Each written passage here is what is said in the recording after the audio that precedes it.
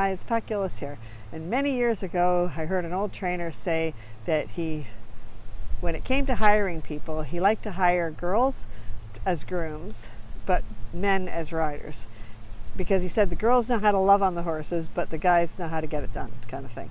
And I remember kind of being a little offended by that as a young person. I can get things done, but you know what? There is an element of truth to that. Women have a tendency, and I guess we're designed that way because we're going to be looking after babies and things like that. We're designed to be very nurturing and caring and gentle, and that's all things that horses love.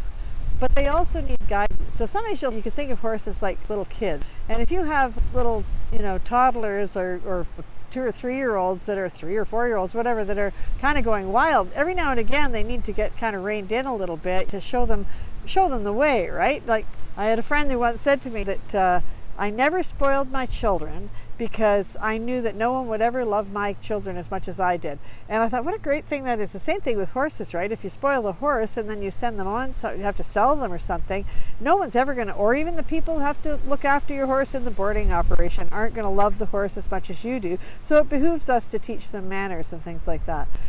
This was all kind of brought home to me this week because we've got a young lad here working as a co-op student, and he's been working with one of our horses who's been kind of difficult to deal with.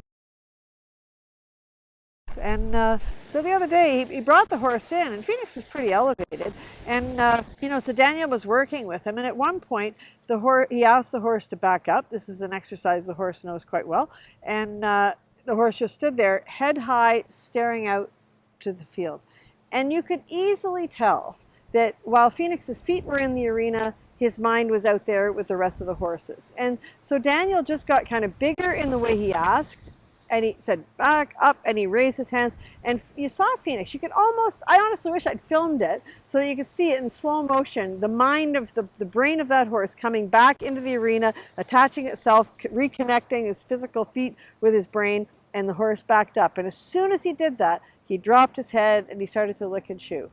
Now I say all this because my first instinct, even though I'm able to fight that instinct now because I've been around horses for so many years, but my first instinct would have been to go to him and go, oh, it's okay, buddy, you're good. But that's not what Phoenix needed right then. Sometimes that's what a horse needs, but that wasn't what Phoenix needed right then. He needed to reintegrate his mind and his body. His mind was outside with the horses, his body was with us. And he was not a happy horse. He's not going to be a settled horse until he can reintegrate those two things together. And Daniel's ability to get his attention and make him move his feet, if you watch horses at liberty, you're going to see that that's the way the dominant horse acts with the other horses. And once everybody knows their place, everybody is happier. Anyway, it's just something to think about. Keep loving on and nurturing your horses because that's an important part of it too. But just remember, sometimes just like a little child, they need us to have the guidance to tell them, okay, it's serious time now, you really have to pay attention. You're doing them a favor when you can do that. Anyway, that's it for this week. Remember to thank your horse, and we'll talk to you soon.